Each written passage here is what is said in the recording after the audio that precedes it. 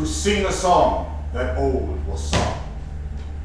From ashes, ancient gowers come, assuming man's infirmities, to glad your ears and please your eyes.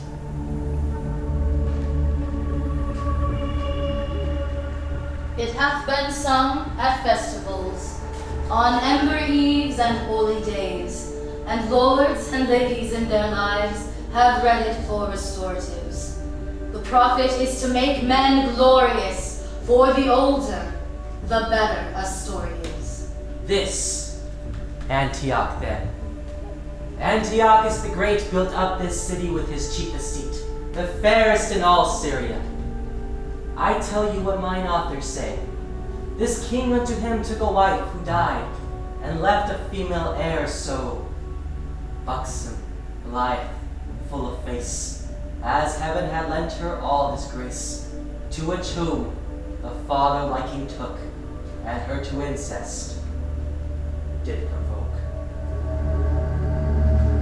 Mad child, worse father, to entice his own to evil should be done by none. The beauty of this sinful dame made many princes thither free, to seek her as a bedfellow, for marriage pleasures, playfellow. Which to prevent, the king made a law, to keep her still and men in awe, that whoso would ask her to be his wife must answer his riddle, or lose his life. So for her many a knight did die, as yon grim looks do testify. What now ensures? As to the judgment of your eye, I give my cause, who best can justify.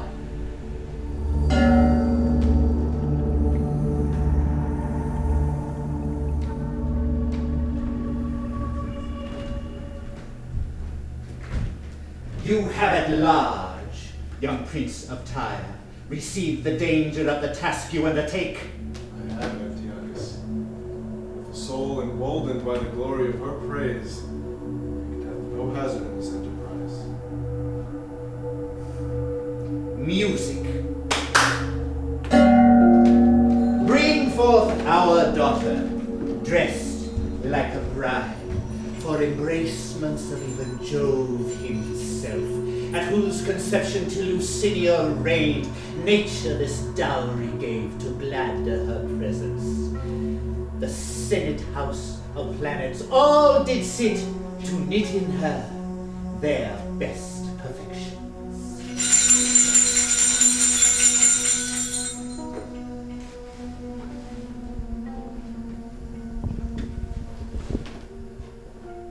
See where she comes. Harold like the spring graces her subject. Her thoughts, the king of every virtue, gives renown to men. And her face, the book of praises. There is read nothing but curious pleasures. As from thence sorrow were ever raised, and testy wrath could never be her mild companion. But oh, you gods that made me man and sway in love, that have inflamed desire in my breast to taste the fruit of yon celestial tree, or die in the adventure, be my helps, as I am son and servant to your will, to compass such a boundless happiness. Prince Pericles. Oh, that would be son to great Antiochus. Before thee stands this fair Hesperides with golden fruit, yet dangerous to be touched, for death-like dragons here affright thee hard. Her face, like heaven, entices thee to view her countless glory, which desert must gain, and which without desert, because thine eye assumes to reach, all the whole heap must die.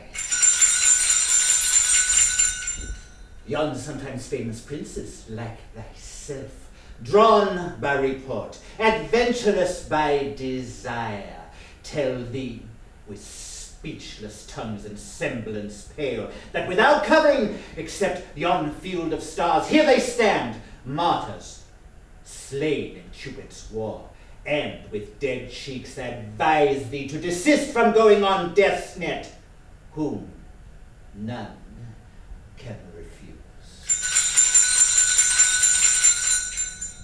Antiochus, I thank thee, who hath taught my frail mortality to know itself, and by those fearful objects, like to them, to what I must. For death remembered should be like a mirror, who tells us life's but breath, to trust it erring. I'll make my will then, and as sick men do who know the world, grip not at earthly joys as erst they did. So I bequeath a happy peace unto you, and to all good men, as every prince should do. My riches to the earth from whence they came, my unspotted fire of love to you. Thus, ready for the way of life or death, I wait the sharpest blow.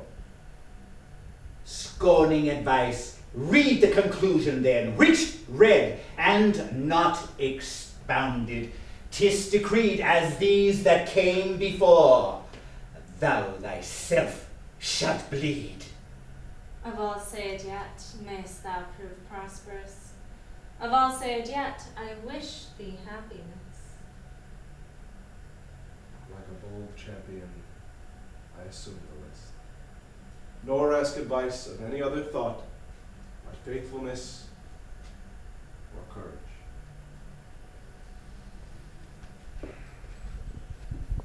I am no viper, yet I feed on mother's flesh which did me breed.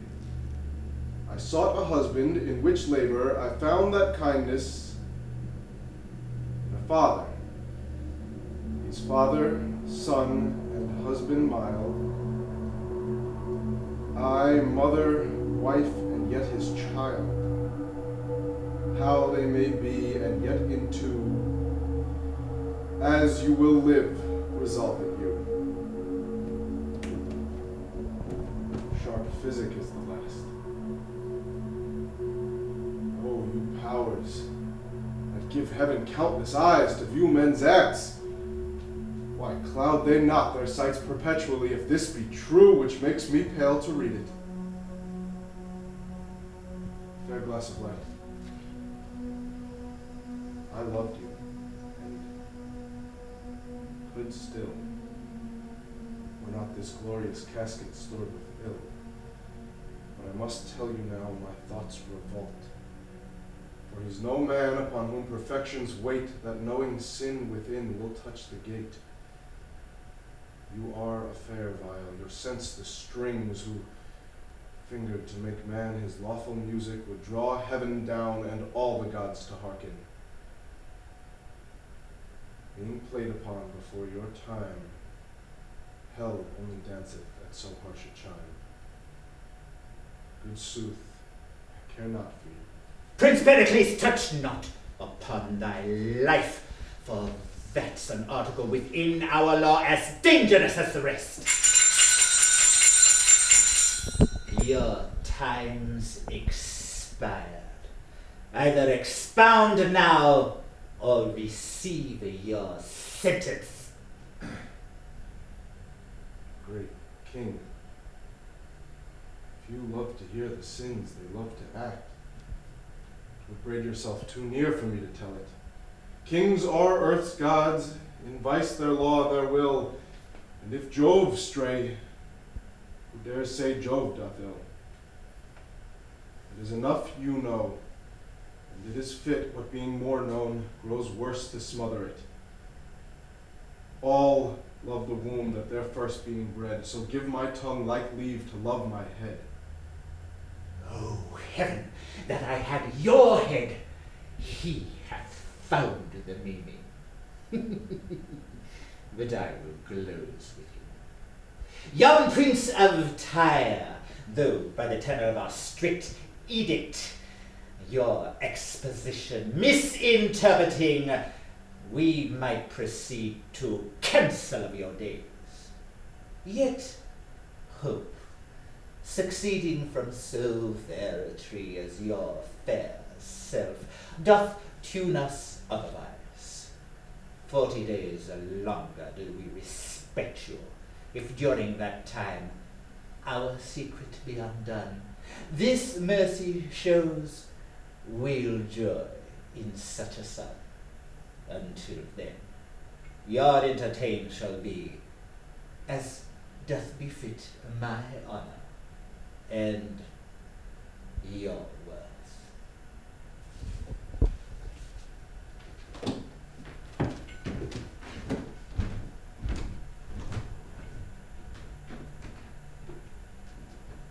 How courtesy would seem to cover sin. What is done is like a hypocrite, the which is good in nothing but in sight. If it be true that I interpret false, then were it certain you were not so bad as with foul incest to abuse your soul. Now you're both a father and a son by your untimely claspings with your child.